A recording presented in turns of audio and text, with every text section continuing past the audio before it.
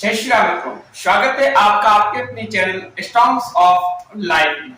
बंधुओं, आज मैं फिर आपके समक्ष लेकर आ रहा हूं एक और संस्कृत का मंत्र। धर्मार्थ काम मोक्षेषु यस्य कोऽपि न विद्यते जन्म जन्मानि मर्त्येषु मरणं तस्य केवलम्। यानी कि धर्म, अर्थ, काम और मोक्ष, इन चार पदार्थों में से एक पदार्थ भी इसको प्राप्त नहीं हो पाता है। ऐसे मनुष्य का मृत्यु लोक में बार बार जन्म केवल मरने के लिए ही होता है और किसी काम के लिए नहीं होता है। ज्ञान तीन तरह से मिल सकता है। मनन से जो सबसे श्रेष्ठ होता है, अनुसरण से जो सरल होता है, अनुभव से जो सबसे कड़वा होता है। दिल सच्चा कर्म अच्छा, बाकी सब प्रभु इच्छा। आज की सुंदर और बहुत ही प्रेरणादायक कहानी है सहयोग या संग्राम। आप क्या चाहते हैं? एक बार क्या हुआ कि परमपिता परमात्मा ने सभी को भोजन के लिए निमंत्रण दिया। भोजन में 56 प्रकार के पकवान और 108 प्रकार के फल आदि रखे थे।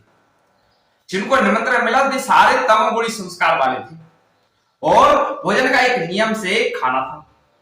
तो सभी जो है भोजन कक्ष में जाएं, उसके पहले उनके हाथों में 3 फुट की लकड़ी का डंडा बांध दिया गया, जिससे उनके हाथ जो है मुड़ ना सके। सभी मेहमान भोजन कक्ष में गए और इतना स्वादिष्ट भोजन और फल देखकर सबके मुंह में पानी आ गया। सबने अपने मुख की तरफ हाथ मोड़ा तो लकड़ी के कारण हाथ नहीं मुड़ सका और भोजन पीछे वाली पंक्ति में बैठे मेहमानों के ऊपर अथवा आगे की पंक्ति में बैठे मेहमानों के ऊपर गिरा। सबके कपड़े आदि खराब हो गए, जिससे वे क्रोधित होकर आपस में लड़ने लगे, एक दूसरे को अपशब्द बोलने लगे और कोई कोई तो हाथापाई पर शुरू हो गया। अब भोजन कक्ष में संग्राम का मैदान हो गया। सभी जगह भोजन बिखर गया था और सभी मेहमान भूखे ही रह गए। ये सब आत्माएं तमोगुणी संस्कार वाली होने के कारण भोजन कक्ष संग्राम कक्ष बन गया। अब परमात्मा ने सोचा चलो ये और प्रयास कर लेते हैं भैया, है ना। तो परमात्मा ने अपने दूतों को भेजकर भोजन कक्ष खाली करवाया और दूसरे दिन दूसरे समुदाय को बुलाया गया। उसी तरह हाथ बांधकर भोजन कक्ष में भेज दिया गया। सुंदर स्वादिष्ट भोजन को देखकर उनको भी खाने की इच्छा होने लगी, परंतु खाएं कैसे, इस पर विचार करने लगे।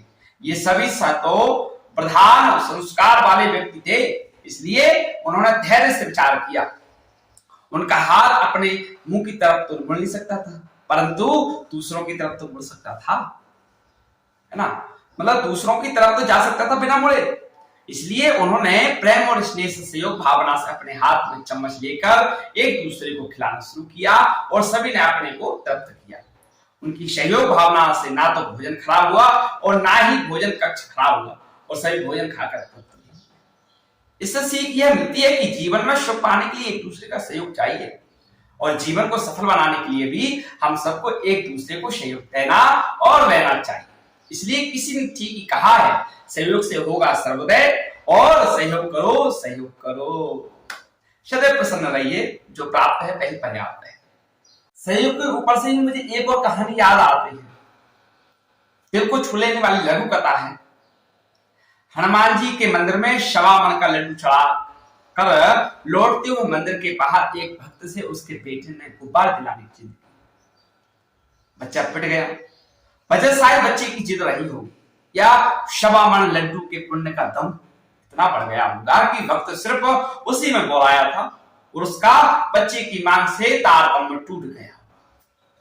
गुब्बारे वाले के पास बहुत भीड़ थी और भीड़ में से भी उसकी नजर उस पिटते बच्चे पर जा पड़ी।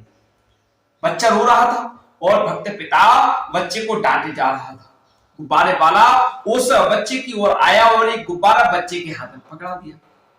भक्त गुस्से में तो था ही, वह गुब्बारे वाले से उलझ पड़ा, तुम लोग तो मौके की ताल बन रहे हो।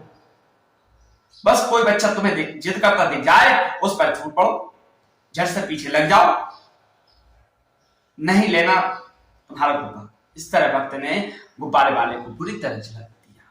गुब्बारे वाला बच्चे के हाथ में गुब्बारा पकड़ा दिया, बोला मैं यहाँ गुब्बारे बेचने नहीं आता, बांटने आता हूँ। कारण एक दिन मुझे किसी ने बोध कराया कि ईश्वर तो बच्चों में है, इसलिए ही मैं हर मंगलवार 100 रुपए की गुब्बारे लाता हूँ, इनमें खुद ही हवा भरता हूँ, एक गुब्बारा मंदिर में बांध आता हूँ और बाकी सभी यहाँ बच्चों में बांध देता हूँ। मेरा तो यही प्रसाद है। हनुमान जी स्वीकार करते होंगे ना? आप भी विचार करें, 51 लड्डू का बड़ा पुण्य, भक्तों का एकाएक छोटा लड्डू लगता है। खुशियां बांटने से बढ़ती हैं, इसलिए सहयोग करें, सहयोग करें। अगर चैनल आपको अच्छा लगता है तो सब्सक्राइब करना बनता है, लाइक करें वीडियो को, शेयर करें ज्यादा से ज्यादा, यदि आप सहयोग की भावना रखते हैं। धन्यवाद।